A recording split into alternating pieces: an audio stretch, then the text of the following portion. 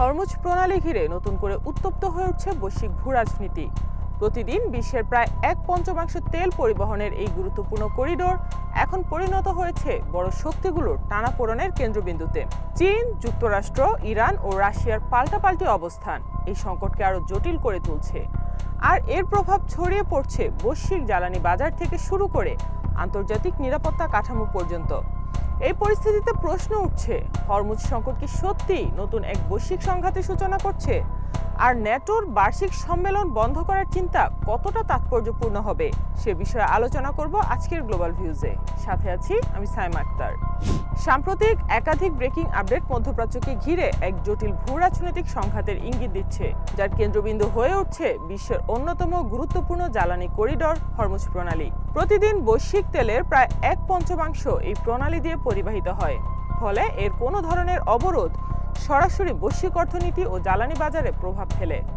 চীন প্রকাশ্যে অভিযোগ করেছে যে যুক্তরাষ্ট্র ও ইসরায়েলের অবৈধ যুদ্ধের ফলে এই প্রণালী কার্যত বন্ধ হয়ে পড়েছে। এই অবস্থানটি কেবল কূটনৈতিক বিবৃতি নয়, বরং চীনের দীর্ঘমেয়াদী জ্বালানি নিরাপত্তা কৌশলের প্রতিফলন। চীন মধ্যপ্রাচ্য থেকে বিপুল পরিমাণ তেল আমদানি করে, বিশেষত ইরান থেকে, যা মার্কিন নিষেধাজ্ঞার মধ্যেও বিভিন্ন বিকল্প ব্যবস্থায় চলমান ছিল। ফলে হরমুজ সংকটকে চীন সরাসরি পশ্চিমা আগ্রাসনের ফল হিসেবে তুলে ধরে নিজের কৌশলগত অবস্থানকে বৈধতা দিতে চাইছে।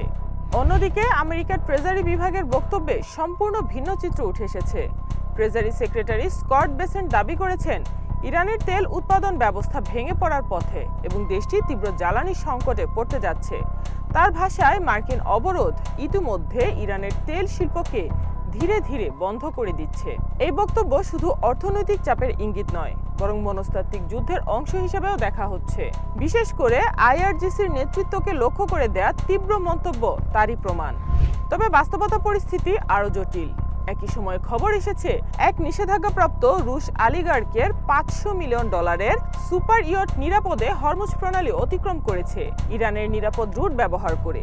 এটি ইঙ্গিত করে যে সম্পূর্ণ অবরোধ কার্যকর হয়নি, বরং নির্বাচিতভাবে নিয়ন্ত্রণ আরোপ করা হচ্ছে। রাশিয়া ও ইরানের মধ্যে কৌশলগত সমন্বয় এখন স্পষ্ট, যা পশ্চিমা নিষেধাজ্ঞা ভাঙার বিকল্প নেটওয়ার্ক গড়ে তুলছে। এই প্রেক্ষাপটে ন্যাটোর বার্ষিক সম্মেলন বন্ধ করার চিন্তা অত্যন্ত তাৎপর্যপূর্ণ। এটি যদি বাস্তবায়িত হয়, তাহলে জোটের অভ্যন্তরীণ বিভাজমান ও বৈশ্বিক নিরাপত্তা কাঠামোর পরিবর্তনের ইঙ্গিত দেবে। ইউক্রেন যুদ্ধ, মধ্যপ্রাচ্য সংকট এবং চীন যুক্তরাষ্ট্র প্রতিদ্বন্দ্বিতা সব মিলিয়ে ন্যাটো এখন একাধিক ফ্রন্টে চাপের মুখে। সার্বিকভাবে এই ঘটনাগুলো একটি বহুমাত্রিক সংঘাতের চিত্র তুলে ধরে, যেখানে সামরিক, অর্থনৈতিক ও কূটনৈতিক চাপ একসাথে কাজ করছে। হরমুজ প্রণালীর নিয়ন্ত্রণ এখন শুধু আঞ্চলিক ইস্যু নয়, বরং বৈশ্বিক শক্তির ভারসাম্য নির্ধারণের একটি কেন্দ্রীয় উপাদান। পরিস্থিতি দীর্ঘায়িত হলে জ্বালানি মূল্য বৃদ্ধি, সরবরাহ শৃঙ্খল ভেঙে পড়া এবং নতুন জোট রাজনীতির উত্থান সবকিছুই সামনে আসতে পারে।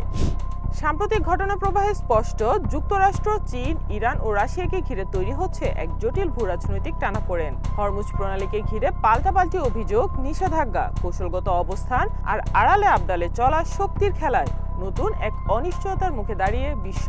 এই সংকট কোথায় গিয়ে থামবে, এটাই এখন সবচেয়ে বড় প্রশ্ন।